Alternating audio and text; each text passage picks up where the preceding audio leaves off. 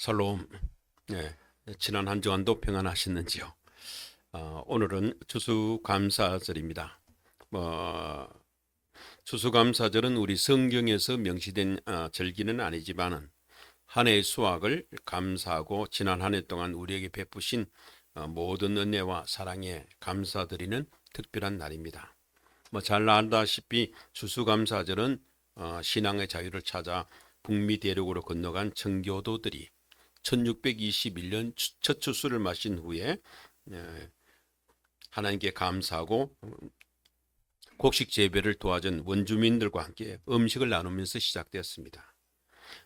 그러다가 1863년도에 우리가 잘 아는 링컨 대통령 때부터 11월 넷째 주 목요일을 추수감사절로 했고, 미국에서는 1941년도부터는 법정 공휴일로 지켜서 지금은 미국에서 가장 큰 명절 중에 하나입니다. 우리나라에서는 그 초창기 미국 선교사님들이 통해서 전파되었다가 지금은 11월 셋째 주일을 추수감사절로 지키고 있습니다. 우리 선교사님이 그때 오시는 날짜를 기념하기도 하고 미국의 추수감사절 개하고 비슷한 날짜로서 11월 세 번째 주일을 추수감사절로 지키고 있습니다. 요즘 교계에서는 이 11월 셋째 주일을 지키다 보니까 계절적으로 추수가 끝난 지도 오래되고 또 날씨도 쌀쌀한데 차라리 우리 명절인 음력 8월 15일 추석 때 추수감사절 하면 어떻겠느냐 하는 의견도 많고, 아니면 그 유대력으로서는 유대 3대 절기 중에 하나가 우리 추수감사절과 같은 게 이제 그 초막절, 장막절이라 하기도 하고 수장절이라고 하는데, 이게 그 유대 달력으로는 7월 달에 있습니다. 이 유대 달력이 음력이니까 7월 13일이니까 우리나라로 한다라면 양력으로 한 9월에서 10월 15일 전후, 그러니까 우리 추석하고 비슷한 시기에 있으니까 이때를 기념하는 게 좋지 않겠나 하는 얘기도 있습니다. 실제로 명성교에서는 10월 마지막 주일을 추수감사절로 지키기도 하고 그렇습니다. 그러나 이것은 우리가 구원과 생명에 관한 그 본질적인 진리에 관한 문제는 아니기 때문에 어떤 날을 추수감사절로 하는 것이 좋을는지는 각 교회에서 정해서 하면 좋을 것 같습니다. 그러나 어쨌든 한 해의 수확을 감사하고 한 해 동안 우리에게 주어진 모든 삶에 대해서 감사하고 이 모든 것이 하나님의 은혜임을 고백하는 이런 날은 우리에게 반드시 필요하고 중요한 날일 겁니다. 우리가 매년 특정한 날을 추수감사절로 기념하는 것은 하여서 감사하는 것은 성경적으로도 깊은 의미가 있다고 생각합니다. 그 의미 첫 번째는 우리가 보면 추수감사라 하는 것은 이 추수감사절, 추수가 전적으로 하나님의 선물임을 인정하는 날입니다. 우리가 씨를 뿌리고 물을 주고 가꾼다고 해서 매년 풍성한 곡식과 열매가 뭐를 거둘 수 있는 건 아닙니다. 우리 김기배 목사님도 텃밭을 지하지만 열심히 노력한다고 해서 매년 그렇게 풍성한 수확을 거두는 건 아닙니다. 하나님께서 따뜻한 햇볕과 적당한 비를 내려주시고 홍수나 가뭄이나 태풍과 같은 자연재해로부터 우리를 막아주셔야 비로소 좋은 수확물을 거둘 수 있는 겁니다. 이렇듯 추수는 전적으로 하나님의 선물입니다. 그러니까 우리는 하나님의 크신 은혜에 감사할 수밖에 없다라는 것을 인식하는 날이 추수감사절입니다. 그리고 추수감사절은 수확한 첫 열매를 하나님께 드리는 날입니다. 우리가 거둔 모든 수확물이 하나님께서 주신 선물임을 인정할 때 우리는 마땅히 그 첫 열매를 하나님께 감사하는 마음으로 드려야 합니다. 잠언 3장 9절에서 10절의 말씀에 이렇게 나옵니다. 내 재물과 내 소산에 처음 익은 열매로 여호와를 공경하라. 그리하면 내 창고가 가득히 차고 내 포도즙 틀에 새 포도즙이 넘치리라. 모든 수확물이 하나님의 은혜를 인정한 사람에게는 하나님의 복이 임할 것입니다. 여러분들도 모두 여러분의 창고가 가득히 차고 넘치는 풍성한 복을 받으시길 바랍니다. 그리고 추수감사절은 이 추수의 기쁨을 이웃과 함께 나누는 절기입니다. 우리가 받은 은혜를 이웃과 함께 나누면서 함께 감사하는 것이 바로 성경적인 의미의 추수감사절입니다. 저는 농사를 짓고 있지는 않으니 수확물을 두고 감사한 일은 없겠지만 그래도 건강하게 두 발로 움직일 수 있고 살이 분별할 수 있는 지혜를 주신 것을 늘 감사하고 있습니다. 그리고 이 추수감사절을 맞아서 무엇보다 아직도 살아있음에 또 깊이 감사하고 있습니다. 우리가 죄사함을 받고 구원받아 하나님의 자녀가 되고 하늘나라 백성으로서 이 땅에서 살아가며 하늘나라를 소망할 수 있다는 믿음을 주신 것 대단히 감사한 일입니다. 이 땅에서의 삶을 마감하면 영원한 천국의 삶이 주어진다는 믿음, 이것이 바로 우리의 가장 큰 감사의 제목일 수도 있습니다. 이렇게 볼 때 추수라는 것이 반드시 농사의 열매에만 한정할 필요는 없다고 생각됩니다. 성경에 쓰는 열매 얘기가 많이 나옵니다. 대표적으로 우리가 잘 아는 요한복음 15장에 예수님께서는 나는 참 포도나무요 너희는 가지라. 가지가 포도나무에 붙어 있지 않으면 스스로 열매를 맺을 없고 가지에 붙어 있으면 열매를 많이 맺는다고 했고, 또 15장 8절에서는 너희가 열매를 많이 맺으면 내 아버지께서 영광을 받으실 것이고 너희는 내 제자가 되리라고 열매 맺는 삶을 강조하기도 했었습니다. 갈라디아서 5장 22절과 23절에서는 우리가 잘 아는 성령의 9가지 열매의 이야기가 나옵니다. 사랑과 희락, 화평과 오래 참음, 자비, 양성, 충성, 온유와 절제, 이런 성령의 열매를 우리 성도들은 늘 맺어야 한다고 합니다. 우리 추수감사절을 맞아서 우리 아름다운 교회에서도 오늘 말씀의 제목같이 예수 그리스도의 기쁨에 충만하기 위해서는 이 열매 맺는 공동체가 되어야 합니다. 우리 교회가 열매를 잘 맺는 공동체가 되기 위해서는 성도들 개개인의 영성이 회복되고 영적인 성숙이 있어야 됩니다. 그러기 위해서 오늘 본문에서 말씀하신 빌립보서 2장 5절의 말씀처럼 우리 안에 예수 그리스도의 마음이 품어질 때 우리가 영적으로 성숙해지고 열매 맺는 삶을 살아갈 수가 있을 겁니다. 우리가 열매 맺는 공동체가 되고 진정한 공동체성을 회복하기 위해서는 무엇을 해야 되느냐? 오늘 빌립보서 읽지는 않았지만은 빌립보서 4장 1절에서 9절 보면 성도들 간에 빌립보 교회가 잘하고 있지만은 그 중에 하나가 연합하지 못하고 이 분쟁하는 모습들도 빌립보 교회에 있었기 때문에 이 빌립보서를 이 바울이 로마 옥중에서 쓰게 되었었습니다. 그래서 이 열매 맺는 공동체가 되고 진정한 우리가 공동체가 되기 위해서는 우리가 서로 한 마음을 품는 것이 굉장히 중요하다라고 오늘 성경에서는 강조하고 있습니다. 우리가 예수 그리스도 안에서 하나가 될 때 비로소 교회의 공동체성이 회복되고 풍성한 열매를 맺을 수가 있습니다. 그러면 교회 안에서 어떻게 한 마음을 품을 수 있을까? 어떻게 해야 될 것인가?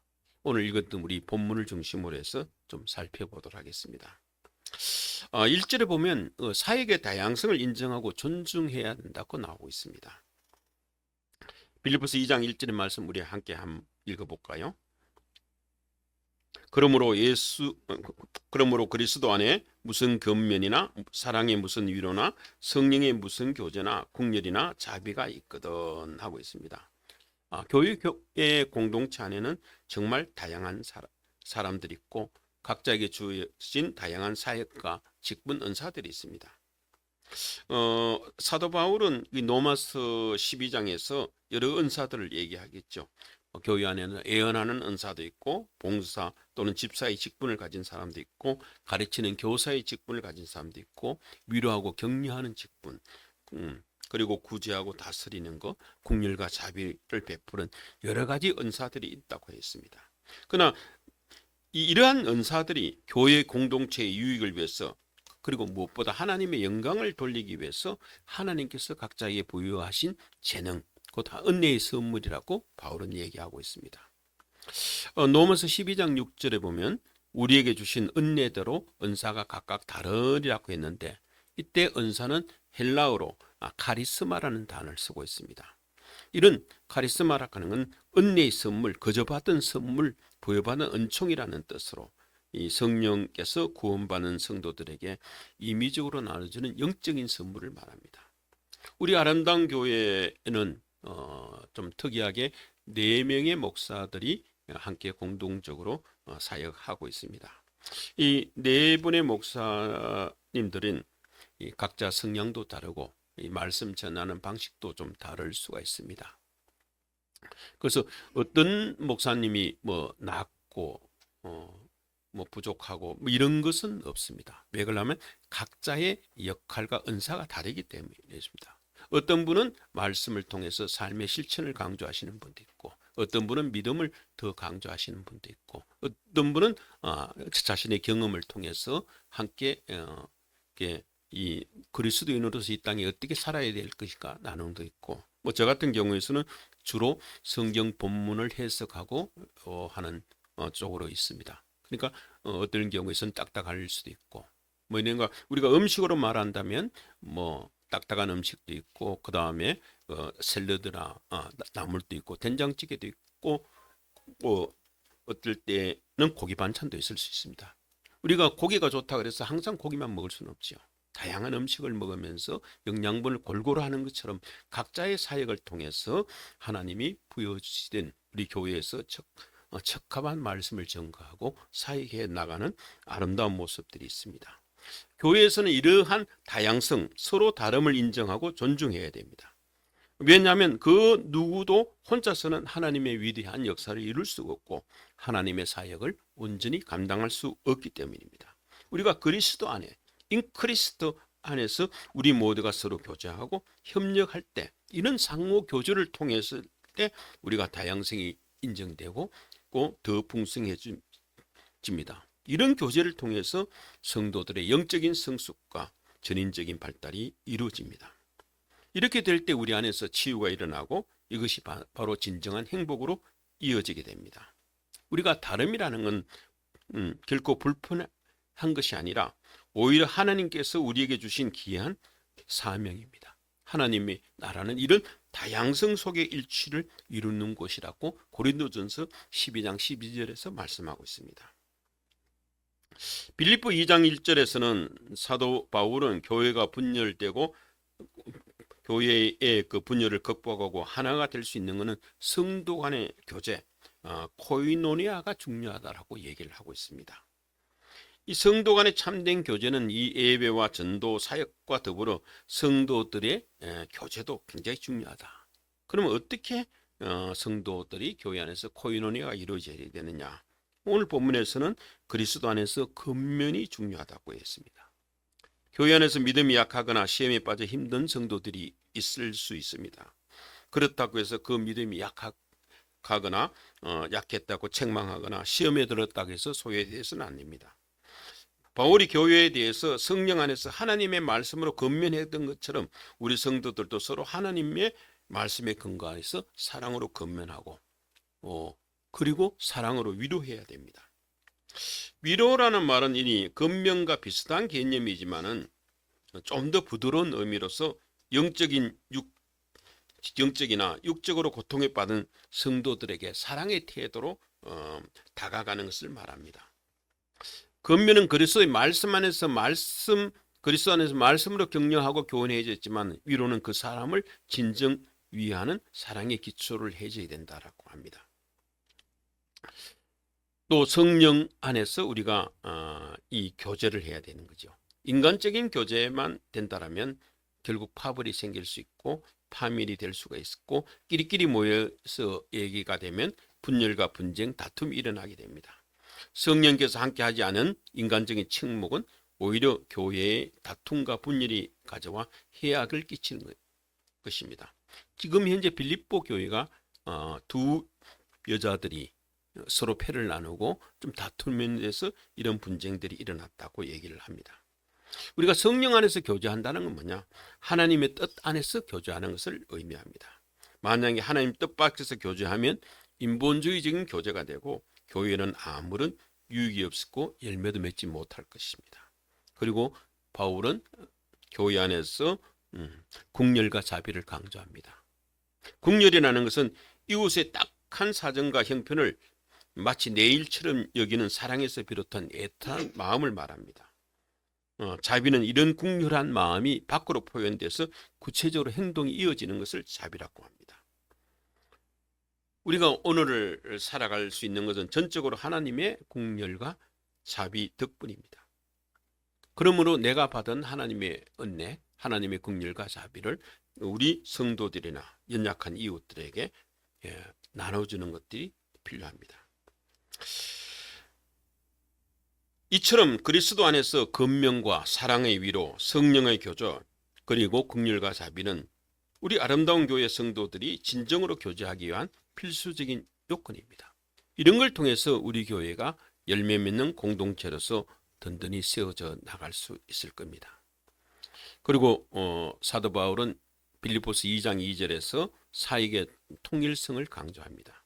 마음을 같이하여 같은 사랑을 가지고 뜻을 합하여 한 마음을 품어, 이렇게 얘기하고 있습니다. 이것이 바로 교회의 아름다운 일치를 위한 비결입니다. 우리가 다양성 속의 일치, 곧 조화가 필요합니다.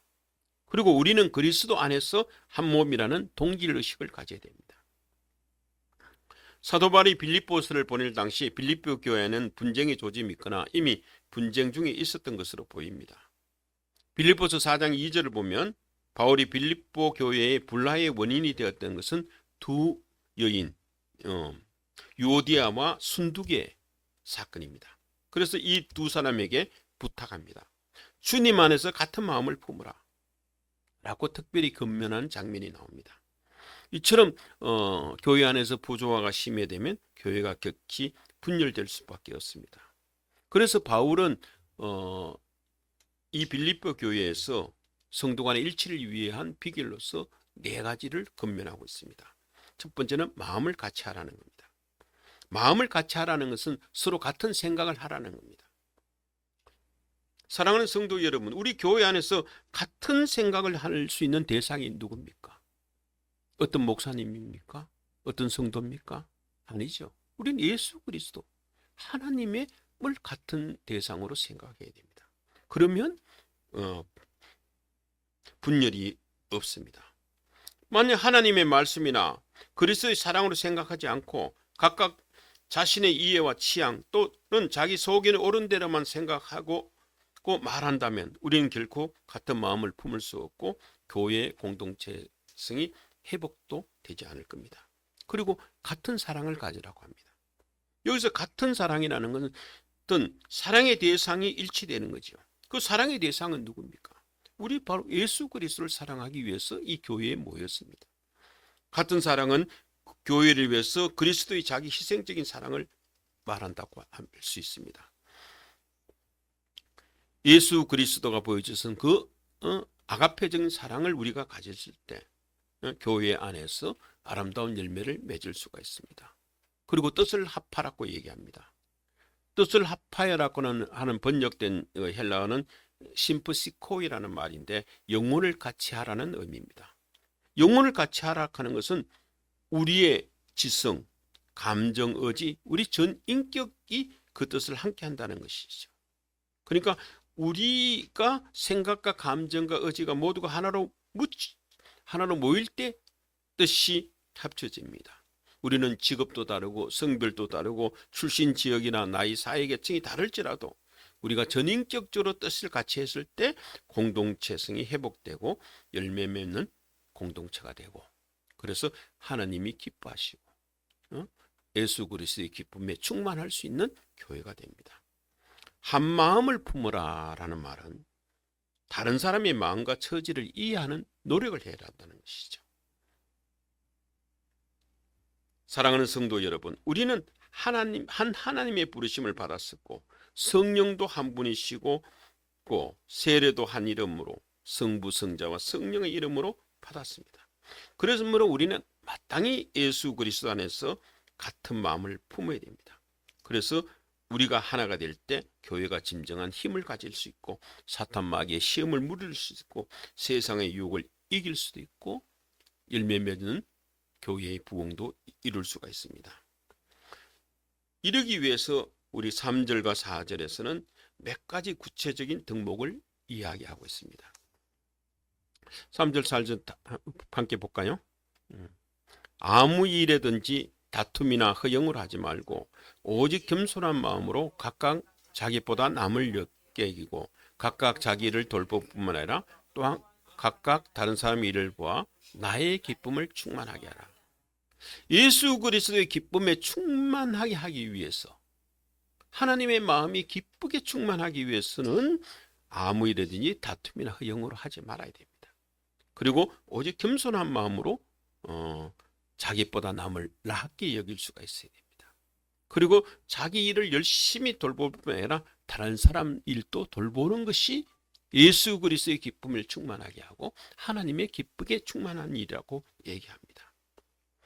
다툼을 무슨 일이든지 다툼을 피하라고 하는 겁니다. 성도들이 왜 다툼이 생깁니까? 그거는 바로 다른 사람보다 나 자신을 먼저 내세우는 이기적인 마음 때문에 우리가 다툼이 생깁니다. 자신을 내세우고자 하는 욕구, 다른 사람보다 나를 먼저 세우면 교회 공동체나 다른 가정 안에서도 합이 이루어질 수가 없습니다. 이웃의 생각도, 다른 사람의 생각도 겸손하게 들을 줄 알고 그 이웃의 처지도 헤아릴 줄 알아야 다툼이 없어집니다. 세상살이에서 조금 손해본 듯 살아가는 마음을 가지시기 바랍니다. 그래야만 모든 것이 화평해질 것입니다. 허영으로 하지 마라 하는 겁니다. 허영이라는 말은 뭡니까? 공허한 생각, 알맹이 없는 영광이라는 뜻입니다. 허영이라는 것은 자신을 높이고 자랑하는 것을 가리킵니다. 자신을 남보다 높게 생각하고 자신을 자랑하는 사람은 결코 다른 사람과 합하지 못하고 다툼만 일어나게 됩니다. 이런 사람은 하나님의 영광이 아니라 자기의 영광만을 구함으로 자만감에 빠지고 망상에 사로잡히게 돼서 결국 영적인 파멸이 일어나게 됩니다. 오늘날 세상에서 가장 무서운 우상 숭배는 자기 숭배입니다. 자신을 하나님과 같이 아니면 하나님보다 더 낮게 여기는 마음 때문에 일어나는 일들입니다. 세 번째는 오직 겸손한 마음으로 각각 자기보다 남을 낮게 여기라고 했습니다. 남을 낮게 여긴다는 것은 다른 사람을 나보다 더 우수하다고 인정하고 존중한다는 뜻입니다. 이건 다툼과 허영을 행하는 것과 정반대적인 겸손한 태도입니다. 그러기 위해서 자신을 먼저 낮춰야 됩니다. 겸손이라는 것은 사람과 사람 사이에 교제를 할 때 접착제 같은 거죠. 본도바 같은 겁니다. 서로를 끈끈하게 묶어주고 결합시키는 역할을 겸손히 합니다. 왜냐하면 하나님은 겸손한 자를 찾으시고 구원하시고 시편을 보면 비천한 자의 기도를 기울이시고 은혜를 베푸시기 때문입니다. 예수님께서는 친히 자신을 낮추어 섬기는 삶을 사심으로써 비로소 마침내 우리로 하여금 하나님과 합평하게 하시고 유대인과 이방인이 하나 되게 했습니다. 이런 겸손이라는 것은 우리 그리스도인의 덕목이고 교회가 일치되고 공동체성이 회복되는 가장 핵심적인 덕목이 될 것입니다. 그리고 자기 일을 돌볼 뿐만 아니라 다른 사람 일도 돌보라고 합니다. 여기 자기 일이라는 것은 각자가 맡고 있는 일, 즉 하나님께서 우리에게 주신 사명과 직분을 말합니다. 돌아본다는 것은 주의 깊게 바라보는 거나 목표나 목적을 바라본다는 의미가 있습니다. 혹시 우리 중에 자신의 사명과 직분을 소홀하면서 남의 일에만 참견하고 비판하는 사람이 있습니까? 그렇게 한다면 교회가 일치가 될 수가 없습니다. 그러므로 우리는 남의 일에 간섭하기 이전에 각각 주어진 사명과 직분에 먼저 충성하는 성도들이 되어야 하겠습니다. 그러기 위해서 우리는 늘 자신의 신앙 상태도 돌보고 점검해 봐야 됩니다. 끊임없는 자기 성찰이 필요합니다. 이를 통해서 자신의 신앙적인 단점이 뭐고 장점이 무엇인지 또 자신의 본분이 무엇인지 되돌아보고 점검하고 고칠 것은 기꺼이 고쳐야 되는 것입니다. 그리고 바울은 더 나아가서 다른 사람의 일도 관심 있게 주의하면서 살펴보라고 합니다. 이건 다른 사람의 일에 간섭하는 것이 아니라 다른 사람의 일을 마치 자기 일처럼 여기면은 겸손이 좀 능동적으로 표현되는 일이라고 합니다. 이 성경의 코이노니아의 의미를 제대로 아는 그리스도인이라면 마땅히 남의 유익을 구하고 남을 자기 몸같이 사랑해야 됩니다. 갈라디아서 6장 2절에 너희는 짐을 서로 지라 그리하여 그리스도의 법을 성취하라고 분명히 말씀하고 있습니다. 사랑하신 성도 여러분, 교회는 하나의 운명 공동체가 됩니다. 나 하나만 잘났다고 해서 잘 된다고 해서 결코 진정한 행복이 이룰 수는 없습니다. 다른 성도님들도 모두 잘 돼야 비로소 우리는 진정한 행복에 이룰 수가 있습니다. 그럼 우리는 서로 다른 성도들을 돌아보고 서로 도와야 합니다. 이런 교회의 일치, 공동체성의 회복, 열매 맺는 교회, 이런 것은 말로만 되는 것이 아닙니다. 구호로 외친다고 이루어지는 것도 아닙니다. 서로 다양성을 인정하면서 그 다양성 속에서 일치와 조화를 이루고 한 마음을 품는 동질 의식이 가져야 됩니다. 다툼과 허영을 버리고 남을 나보다 낫게 여기고 겸손한 마음으로 자신의 일과 다른 성도들을 돌아보는 구체적인 실천이 필요합니다. 우리 아름다운 교회는 이런 그대로 아름다운 교회입니다. 성도 여러분 모두가 우리 교회가 부흥되고 열매 맺는 공동체, 추수감사절을 맞아서 우리가 좋은 결실의 열매를 맺기 위해서 오늘 사도 바울이 이 빌립보 교회를 제시한 이 구체적인 덕목을 하나하나 우리 삶 속에서 실천해 나가는 귀한 성도님들이 다 되기를 주님의 이름으로 축복합니다.